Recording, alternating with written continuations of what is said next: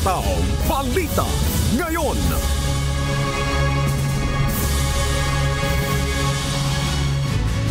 Magandang umaga Luzon, Visayas, Mindanao at sa buong mundo. Oras po natin sa buong kapuluan, alas 5:01 na po ng umaga, Philippine Standard Time. Ako po, si Annie Rentoy. Ngayon po ay araw ng Lunes, ika-26 sa buwan ng Mayo, taong 2025. Tayo po ay sabayang napapakinggan sa Radyo La Verdad 1350, ang UNTV Radio. Ako po inyong amigo, Sherwin Kulubong. At siyempre, Ani, ngayong umaga ay makakasama rin natin ang ating global correspondent na si Noel Poliarco mula sa Alberta, Canada para ihatid naman ang mga balita mula sa iba't ibang panig ng mundo. Good morning, Noel. Magandang umaga. Samantala, simulan na natin ang balitaan. Narito ang malalaki at makabuluhang balita ngayong araw. Hataw Balita ngayon. Dumating na sa Kuala Lumpur, Malaysia, si Pangulong Ferdinand Marcos Jr. at First Lady Liza Marcos upang dumalo sa 46th ASEAN Summit. Nakatakdang talakayin ng Pangulo ang mga isyu sa seguridad, ekonomiya, taripa mula sa Estados Unidos at ang pangangailangang magkaisa ang mga ASEAN member. Isinusulong din ni PBBM ang pagtutok sa kapayapaan kasunod ng international law at ang tamang paggamit ng artificial intelligence. Habang nasa ibang bansa ang Pangulo, pansamantalang mangangasiwa sa bansa sina Executive Secretary Lucas Bersamin, Justice Secretary Boying Rimulya at Agrarian Reform Secretary Conrado Estrella. But I will continue to champion our advocacies in promoting an open, an inclusive, and rules-based international order, and for the peaceful resolution of disputes in accordance with international law. Hataw Balita ngayon. Patuloy ang pagsusuri ni Pangulong Ferdinand Marcos Jr. sa kanyang mga cabinet secretary upang matukoy kung sino ang nararapat manatili o palitan.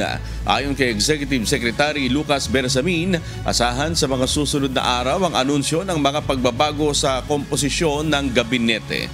Prioridad sa evaluation ng mga departamento na may direktang epekto sa araw-araw na kabuhayan ng mga mamamayan. Karamihan ng mga departments na ini-evaluate kaagad, yung mga merong kinalaman sa taong bayan, yung direct.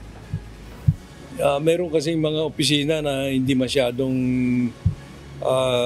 involved sa daily life ng tao. No? Hataw Balita ngayon. Nilinaw ni ICC accredited lawyer na si Cristina Conte na hindi pinipilit o ginagabayan ng International Criminal Court ang mga saksi sa kanilang testimonya. Ayon kay Conte, malinaw at transparent ang proseso. May video recording ng investigasyon at kailangan personal na tumestigo ang mga saksi sa ICC. Ang pahayag ni Attorney Conte ay kasunod ng akusasyon ni Senator Ronald Bato de la Rosa na pinipilit ng ICC investigators ang mga dating opisyal ng pulisya na magsalaysay laban sa kanya at kay dating Pangulong Rodrigo Duterte. Hataw Balita ngayon. Mariing pinabulaanan ng Commission on Elections ang paratang ng Duterte Youth na may nagutos sa komisyon na idiskwalipika sila para makaupo ang Gabriela Party List. Git ng COMELEC, batay sa merito ng kaso at hindi sa politika ang desisyon at hindi rin tiyak kung sino ang makikinabang kung maaalis ang Duterte Youth. Hinimok ni Duterte Youth Chair Ronald Cardema si Chairman Garcia na magbitiw batay sa umano'y impormasyon mula sa mga intelligence officer. Nilinaw ni Garcia na wala siyang direktang papel sa kaso at ang issue ay nakasalalay sa kung karapat dapat ba talagang ma-accredit ang grupo. Sinabihan ako ng intelligence officer kagabi, dalawa, na kaya kami hindi ipoproklama at baka i-disqualify para kapag kami ay natalo, yung natalong Gabriela Party List doon sa dulo, yun ang uupo. Hataw Balita ngayon. Inaasahang makararating ngayong umaga sa El Nido, Palawan ang mga lalahok sa concert sa West Philippine Sea na bahagi ng 3rd Civilian Mission ng Atin Ito Coalition. Ang barkong TS Kapitan Felix Oca ang magsisilbing venue ng concert at Sea for Peace na layong palakasin ang presensya ng sibilyan sa lugar laban sa militarization ng China. Dalawang concert ang nakatakdang isagawa, isa ngayong hapon sa mainland El Nido at isa habang nasa Pag-asa Island ang grupo. Ayon sa Atin Ito, ang konsyerto ay hindi lang selebrasyon kundi isang panawagan ng pagkakaisa at kapayapaan sa West Philippine Sea. Nakikita natin ito bilang isang concert na nagbibigay ng kultura, ng sining, ng exchange of different cultures from the different international artists and local artists natin dito sa Pilipinas na magpo-perform sa dalawang musical events na to, dito sa El Nido at sa mangyayaring musical event sa Pag-asa. Ito rin ay isang concert na magbibigay ng saya at ang panawagan ay kapayapaan. Pero hindi lang siya concert, concerted action din siya ng solidarity and peace. Hataw Balita ngayon.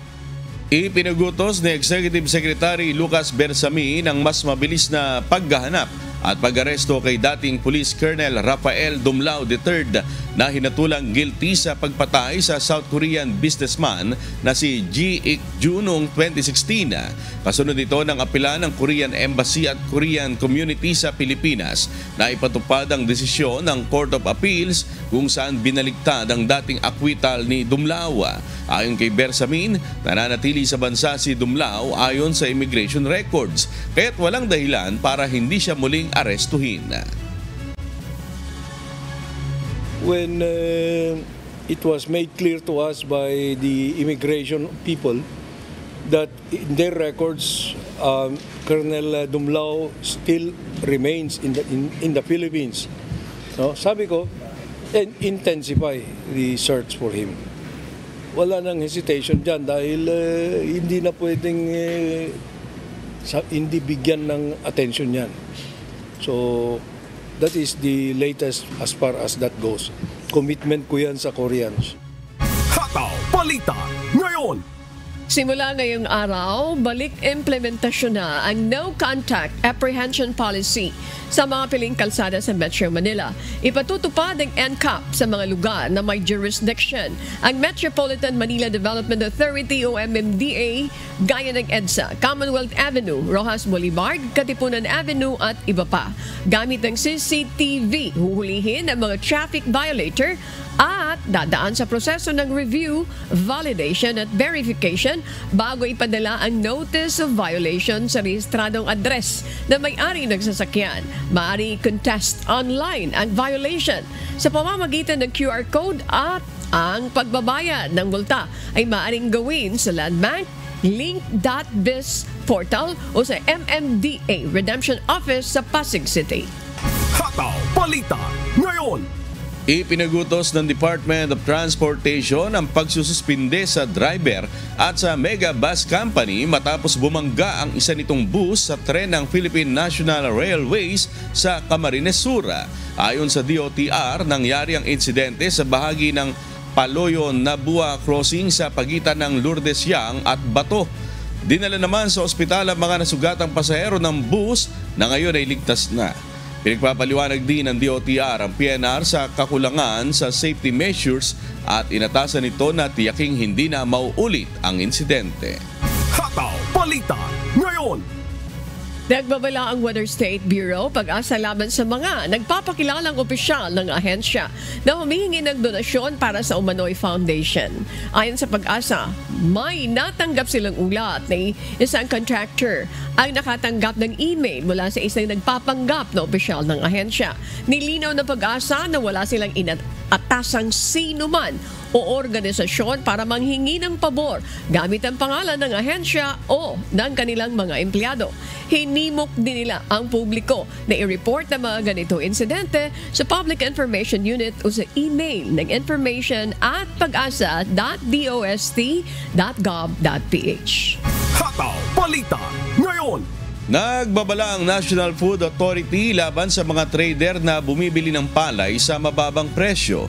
Ayon kay NFA Administrator Larry Lacson, may namomonitor sila na bumibili ng palay sa halagang 11 pesos o 11 pesos and 50 centavo kada kilo. Ito ay mas mababa sa puhunan ng mga magsasaka na 12 to 14 pesos. Kasalukuyang bumibili ang NFA ng palay mula 17 pesos hanggang 30 pesos kada kilo direkta mula sa mga magsasaka. Maglalaan din ang ahensya ng mas maraming warehouse para makapag-imbak ng mas maraming palay. Target nitong makabili ng 600 truck at mag-imbak ng 800,000 metric tons ng palay sa 2028. Hataw Balita ngayon. Opisyal na idineklara ng Department of Agriculture ang lalawigan ng Nueva Vizcaya bilang ginger capital of the Philippines dahil sa patuloy nitong pangunguna sa produksyon ng luya sa bansa. Umabot sa 7,114 metric tons ang ani ng lalawigan mula sa mahigit 900 hektarya ng taniman noong 2024. Ang Nueva Vizcaya rin ang pangunahing supplier ng luya sa Luzon, lalo na sa Metro Manila. Ayon kay DA Secretary Francisco Tio Laurel Jr., ang pagkilalang ito ay may kasamang pangakong suporta upang mapataas pa ang kita ng mga magsasaka. Hataw Balita ngayon. Samantala, inaasahang magkakaroon ng kaunting pagbabago sa presyo ng langis simula Martes, May 27. Posibleng madagdagan ng hanggang 20 sentimo kada litro ang presyo ng gasolina, habang posibleng mabawasan naman ng 10 hanggang 30 sentimo kada litro ang diesel at 30 to 50 cents per liter ang kerosene. Nakakaapekto sa presyo ang nuclear talks ng US at Iran na walang malinaw na kasunduan, gayon din ang biglaang paghupa ng tensyon sa tariff war sa pagitan ng US at China. Hataw Balita ngayon. Inanunsyo ng Japanese Embassy sa Maynila na extended the deadline ng aplikasyon para sa mga Pilipinong interesado mag-apply sa research category ng 2026 Japanese Government Scholarship Program hanggang May 30, 2025.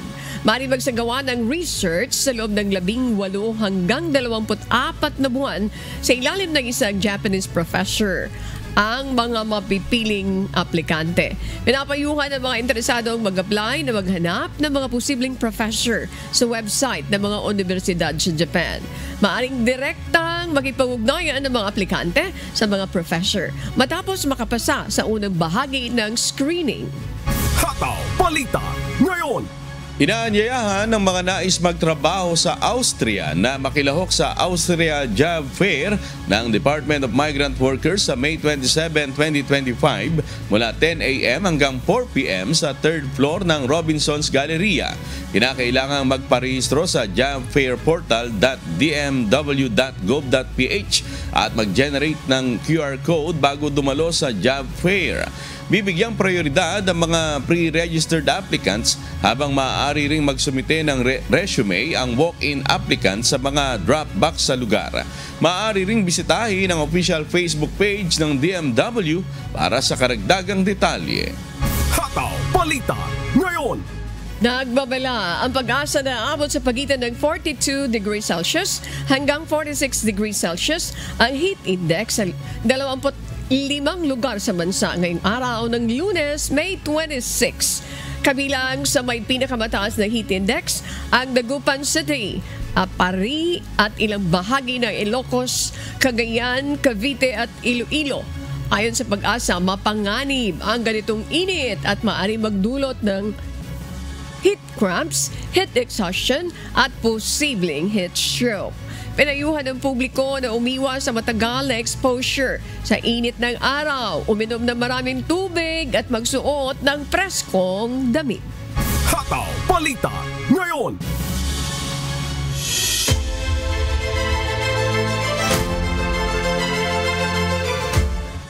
Pinalalakas ng Bureau of Immigration at ng Commission on Filipinos Overseas o CFO ang laban kontra sa paggamit ng peking travel documents.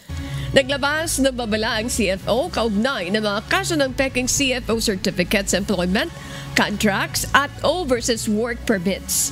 Ayon kay BI Commissioner Joel Anthony Viado, Pinalakas na ang inspeksyon sa mga paliparan at pantalan kasabay ng pagpapalawak ng biometric systems at deployment ng dagdag na tauhan. Iginiit din ito ang pangangailangan i-modernize ang sistema ng ahensya upang labanan ang makabagong paraan ng human trafficking. Hataw Balita ngayon. Isang barko ang lumubog sa baybayin ng Kerala, India, lula ng 640 container na may hazardous chemical tulad ng calcium carbide. Ayon sa Indian Navy, ligtas na nasagip ang 24 na tripulante mula Georgia, Russia, Ukraine at Pilipinas matapos magpadala ng distress call ang MSC Elsa 3 habang patungong Kochi. Naka-alerto na ang Indian Coast Guard para sa posibleng polusyon sa karagatan dahil sa 370 tons na langis na mula sa barko. Sa ngayon, wala pang ulat ng oil spill ngunit nananatiling nakabantay ang mga otoridad sa marine ecosystem ng Kerala. Hataw Balita ngayon. At para po sa mga balita sa iba't ibang panig ng mundo, narito ang ating global correspondent na si Noel Poliarco mula sa Alberta, Canada.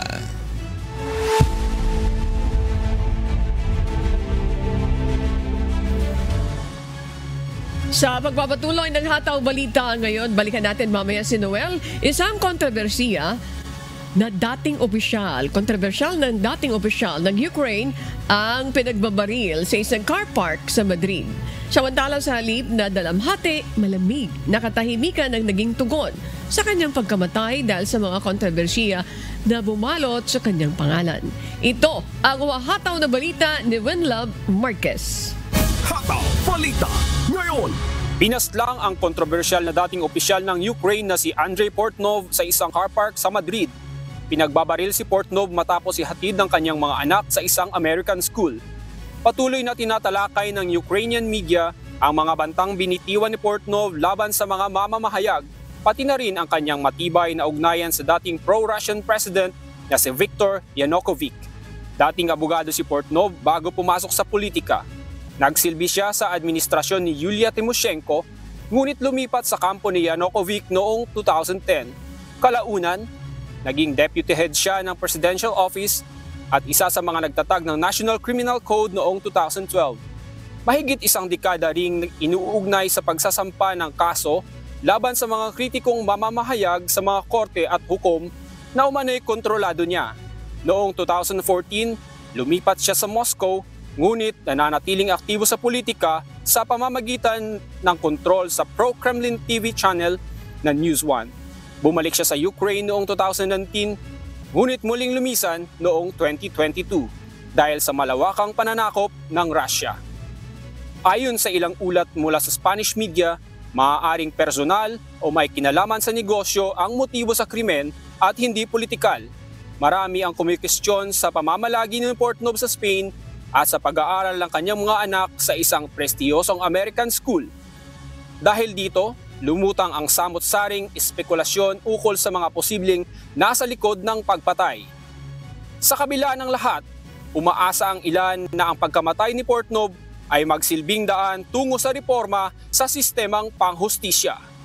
Winlove Marquez, humahataw sa balita ngayon. Hataw Balita ngayon.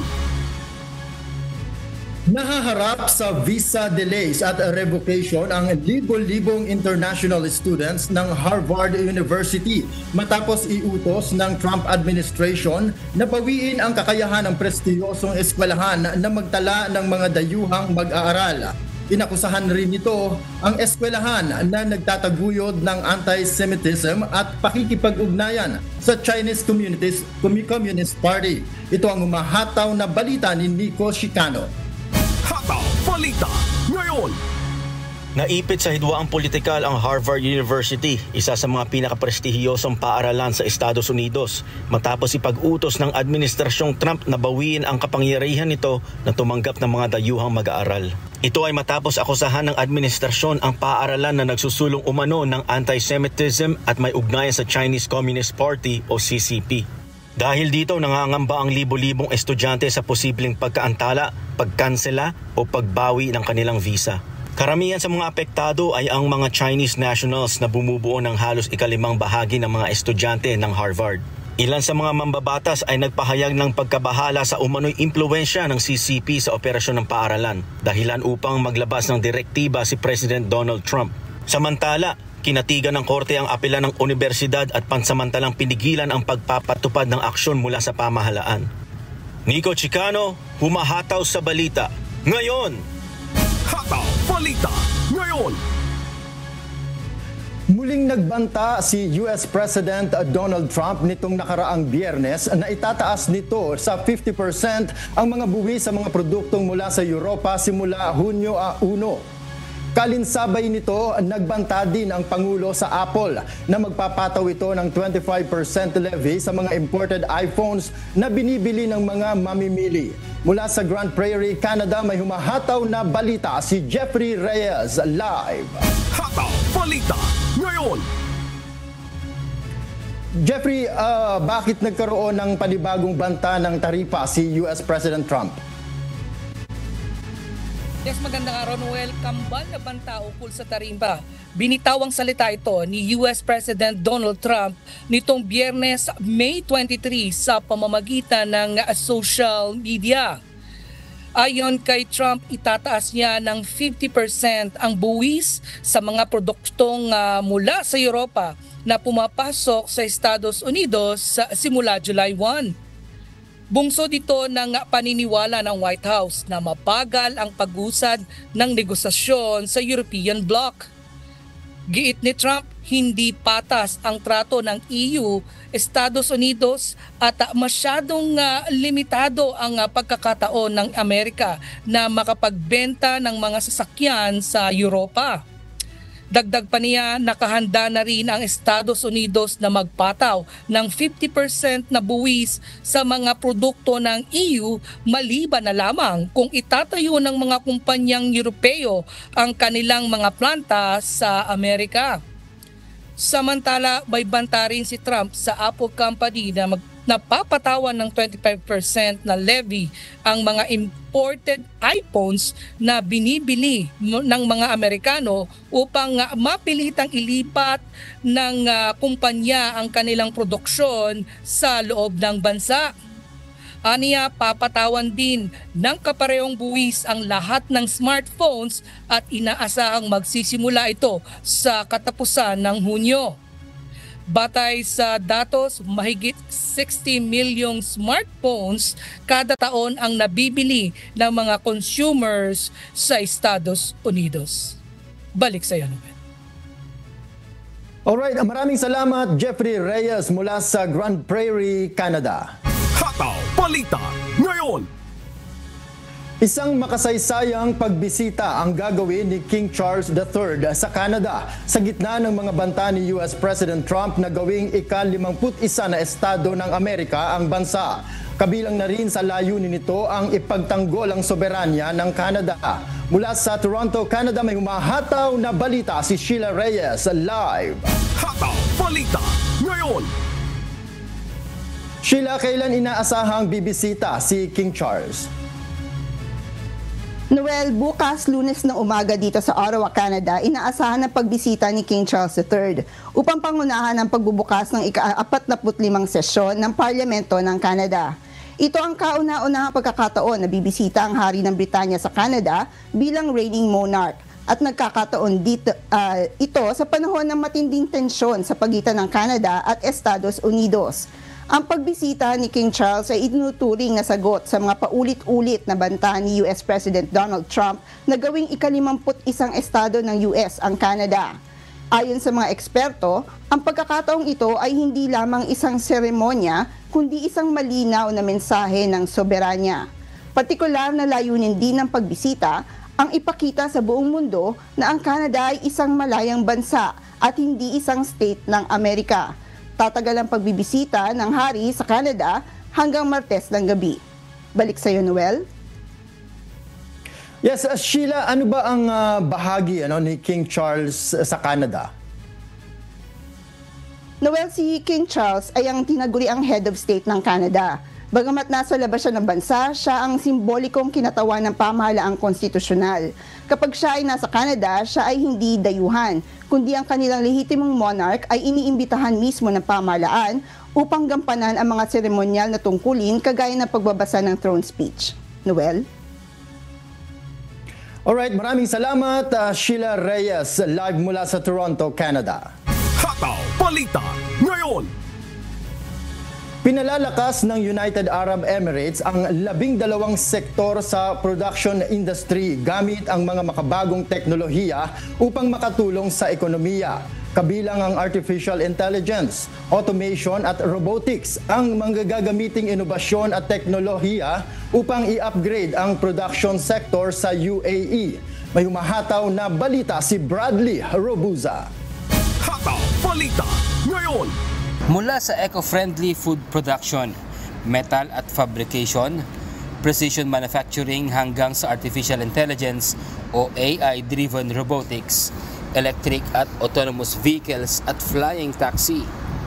Ilan lamang ito sa mahigit 5,000 locally produced products na itinampok sa ginanap na Make It in the Emirates 2025 noong May 19 hanggang May 22 sa Abu Dhabi National Exhibition Center o ADNEC sa United Arab Emirates. Layo ng pagtitipon na ito na palakasin ang non-oil economic industry at gawing global manufacturing hub ang UAE sa ilalim ng programang Operation 300 Billion Strategy na inilunsad ng pamahalaan noong 2021. Ibig sabihin, nais ng bansa na mapataas ang local manufacturing capability nito at mabawasan ang pagdepende sa inaangkat na produkto. Gaya na lamang ng UAE-designed and manufactured AI-driven autonomous security vehicle na M-Patrol na ginawa para sa Dubai Police mula sa local na robotics company na Micropolis Robotics. 12 sektor na ekonomiya ang nais mapalago ng bansa sa pamamagitan ng pagtatayo at pag-upgrade ng mga manufacturing facilities. Ilan sa mga strategic manufacturing sectors na nais palawigin ay ang advanced manufacturing, AI and Industry 4.0, aerospace, automobile and defense, at pharmaceuticals and medical technology. Aabot sa mahigit 187 investment agreements ang nilagdaan ng 30 bansa, kabilang ang India, Israel, Georgia at Indonesia. Samantala, aabot sa $1.64 billion o katumbas ng halos 91 billion pesos na halaga ng framework agreement ang nilagdaan ng Abu Dhabi National Oil Company o ADNOC para sa domestic manufacturing ng cables at pressure vessels. Kaya naman inaasahan ng pamahalaan na makalilikha ang kasunduang ito ng mahigit 1,300 local jobs sa UAE. Bradley Robuza, humahataw sa balita ngayon.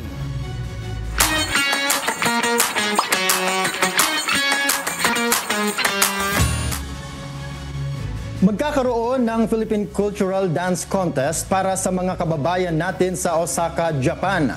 Samantala, magsasagawa naman ng post-arrival orientation seminar para sa mga kababayan natin sa British Columbia, Canada. Ito ang humahataw na balita ni Lynn Perez. Hataw Balita Ngayon. What's up, kabayan? Sarado ang Embahada ng Pilipinas sa United Kingdom sa June 6 at June 12 bilang pagunita ng Eid al-Adha at Philippine Independence Day. Muling magbubukas ang embahada sa susunod na working day. Kung may emergency, maaari kayong tumawag sa embassy hotline sa 4478-0279-0695. Samantala, iniimbitahan naman ng mga kababayan nating lumahok sa isang art workshop para sa mga bata at matanda. Isasagawa ang art workshop for adults sa June 14, alas 9:30 ng umaga hanggang alas 12 ng tanghali sa Philippine Embassy sa Brussels. At sa June 15 naman, ang art workshop para sa mga batang may edad 6 to 12 at gaganapin ito sa Artist de Monde for Kids mula 2 to 4 p.m. Sa mga interesadong lumahok, mag-register lamang sa link na matatagpuan sa official Facebook page ng Philippine Embassy sa Belgium sa facebook.com/PH in Belgium. Inaanyayahan naman ng mga kababayan natin sa Osaka, Japan na lumahok sa Philippine Cultural Dance Contest bilang pagdiriwang ng 127th Philippine Independence Day at Migrant Workers Day. Gaganapin ito sa June 21 to 22, alas 10 ng umaga hanggang alas 6 ng gabi sa Mina, Sakay. Tatanggap ng cash prizes ang grupong mananalo sa dance contest na ito. Para sa qualifications at iba pang impormasyon, bumisita lamang sa official Facebook page ng Philippine Consulate sa Osaka sa facebook.com/PH in Osaka. Magkakaroon naman ng post-arrival orientation seminar para sa mga kababayan nating international students, temporary workers, migrants at kanilang mga asawa. Gaganapin ito sa July 12, alas 9 hanggang alas 5 ng hapon sa Executive Suites Hotel and Conference Center sa Burnaby. Ilan sa mga pag-uusapan dito ay ang settlement and employment integration support, credit management, income tax, Canadian labor law, workplace safety at iba pa. Limitado lamang ang slots sa ito, first come first serve basis, kaya't mag-register na sa tinywurl.com/PAOS 2025. Lynn Perez, sumahataw sa Balita Ngayon. Hataw Balita Ngayon.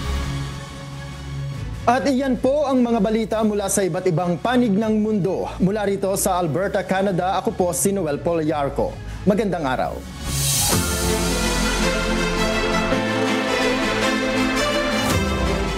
Nagpadala ang Department of Social Welfare and Development Field Office o CAR o DSWD CAR ng 1,539 na tig-6 na litro ng bottled water o malinis na inumin. Ito ay tugon sa tumataas na kaso ng pagtatae o diarrhea sa barangay Sakpil, Conner, Apayao.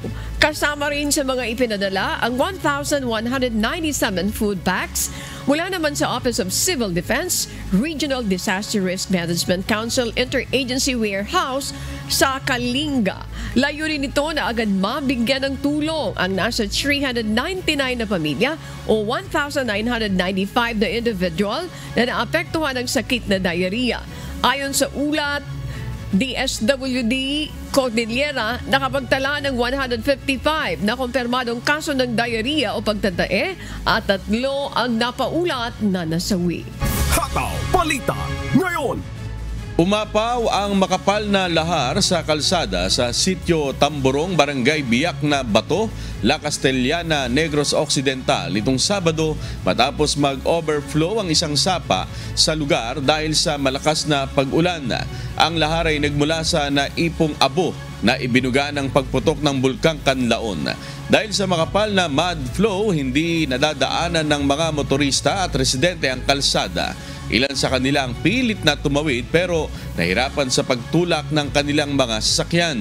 Nitong Sabado, nagsagawa ang DPWH ng flashing activity para maalis ang mud flow. Sa kasalukuyan, maaari ng daanan ang kalsada. Hataw Balita Ngayon.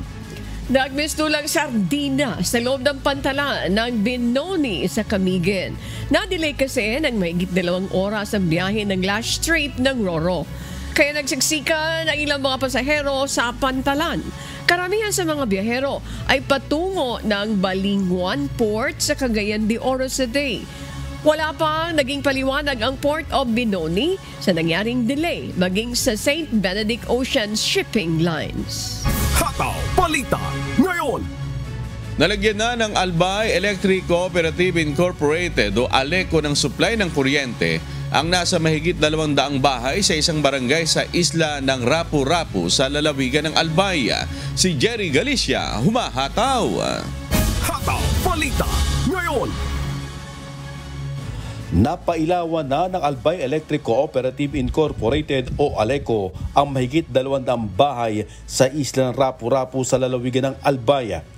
Sa pamamagitan ng Solar Home System o SHS, hindi bababa sa 250 na bahay sa Barangay Galicia ang nagkaroon ng akses sa kuryente.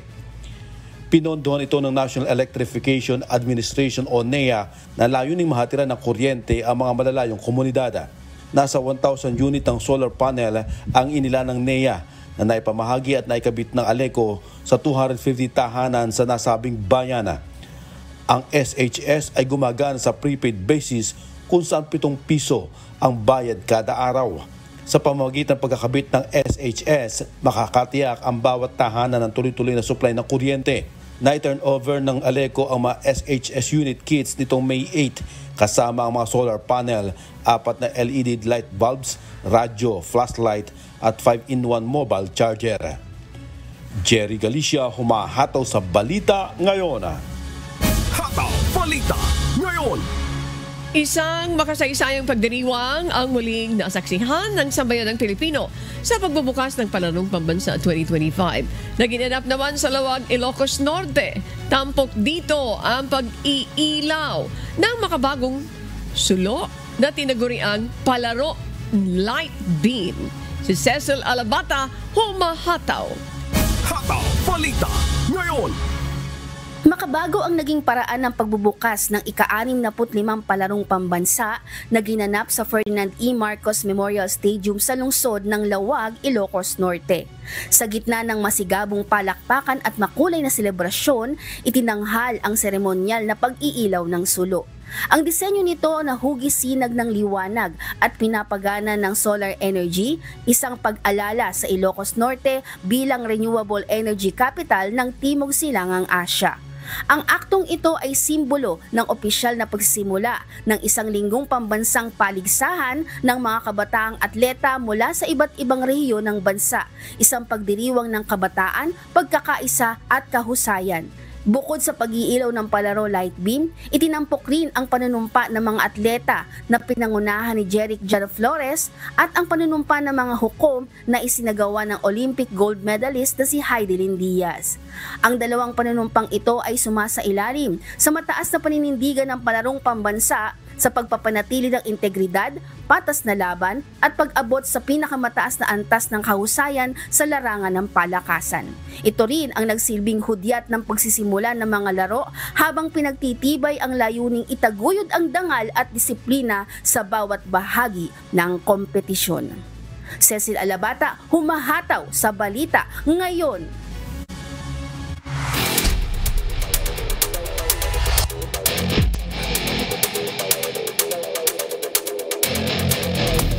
Isang mainit na bakbakan ang nasaksihan kahapon sa UNTB Volleyball League Season 3. Sa pagtatapos ng second round of games, 2 koponan na ang opisyal na pasok sa semifinals habang 2 team naman ang nagpaalam na sa kanilang kampanya ngayong season. Si Jed Neresina, humahataw.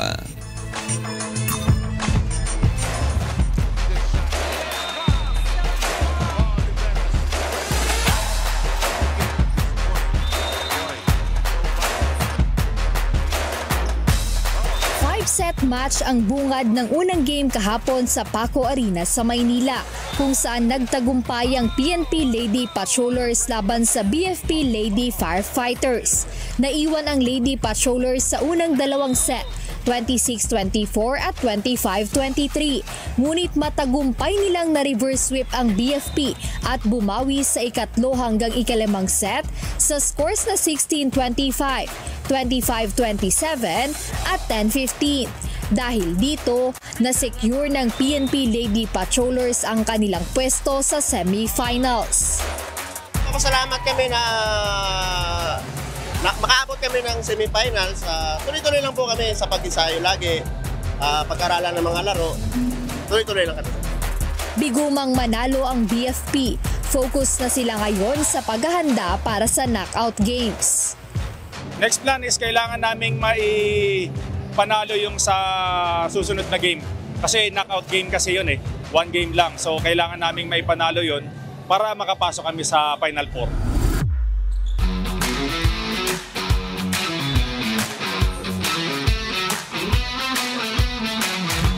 Sa second game, matamis ang kauna-unahang panalo ng NCMH Wellness Warriors.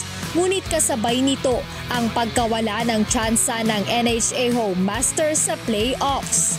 Isang makasaysayang tagumpay para sa NCMH na tumagal hanggang 5 set sa scores na 23-25, 19-25, 25-20, 25-19 at 15-7. Ang sabi nga namin, basta ibigay lang nila yung best sa game, no?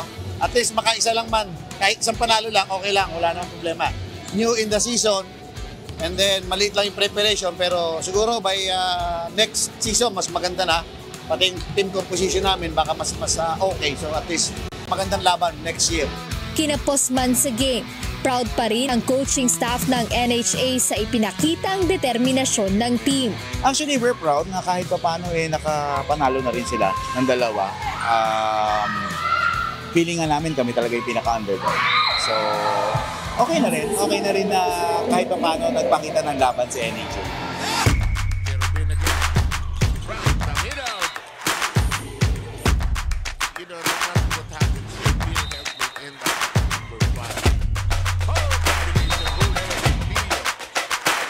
Sa ikatlong game kahapon, mabilis na tinapos ng PhilHealth Consulta Health Insurers ang kanilang laban kontra sa DFA Emissaries. Dikit ang laban sa ilang set pero hindi nagpaawat ang Health Insurers at nagwagi sa scores na 30-28, 25-14 at 25-22. Sa freshman na team dito sa league, happy naman kami na nakarating kami hanggang sa ngayon, pasok kami sa quarterfinals. Kaya pagpupursigin pa namin yung practice para kung sakali makarating kami sa end, sa finals or semis. Hindi man nakakuha ng isang set, masaya ang head coach ng DFA na si Jose Marie Reyes sa ipinakitang laro ng kanyang mga player. Team DFA, first time ko makita sila na tumakapit sa pagdating ng dulo. Kasi lahat ng laro namin kapag dulo, bumibigay, gawa ng pagod. Pero yung kanina, sobrang proud ako sa players. Sobrang kumapit sila. Matapos ang second round of games, secured na sa semifinals ang Comelec Suffragettes at PNP Lady Patrollers. Patindi ng patindi ang bakbakan sa volleyball court dahil knockout games na sa June 4, live pa rin sa Paco Arena. Abangan sa Game 1 ang DFA Emissaries laban sa BFP Lady Firefighters. AFP Lady Gunnar kontra PhilHealth Consulta Health Insurers sa Game 2. Mapapanood din ito via live streaming sa UNTV Sports Facebook page at YouTube channel. Jed Neresina, humahataw sa balita ngayon.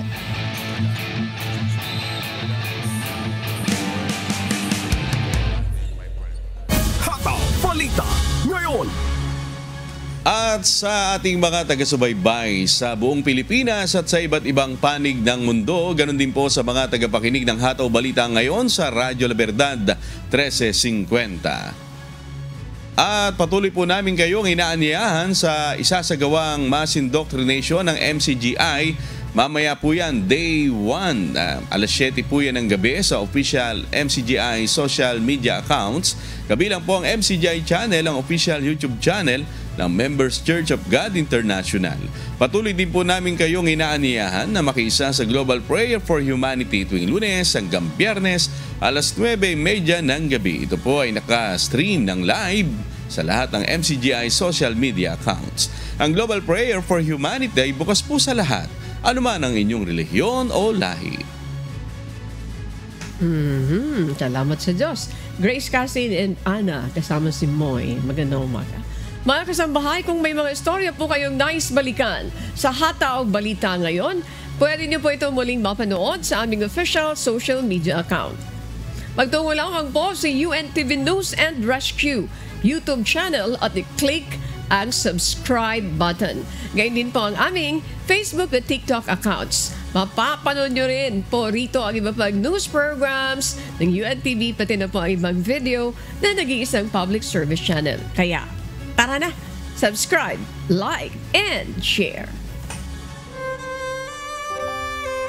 At sa aming ibabahaging mga salita ng Diyos na ating sandigan, mula sa Ecclesiastes Kapitulo 7, talatang 1. Ang mabuting pangalan ay maigi kaysa mahalagang ungwento, at ang kaarawan ng kamatayan kaysa kaarawan ng kapanganakan.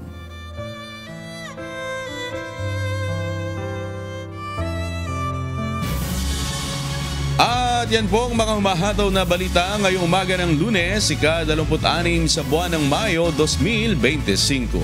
Ako po ang inyong amigo, Sherwin Kulubong. Hi to Jaja, ang ating makeup artist. Good morning.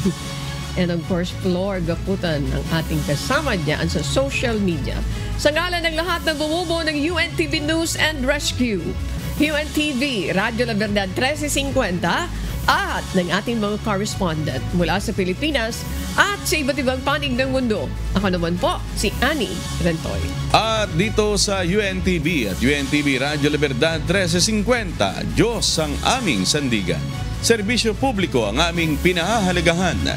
Susunod na po ang Good Morning Kuya. Salamat po sa Diyos at magandang umaga.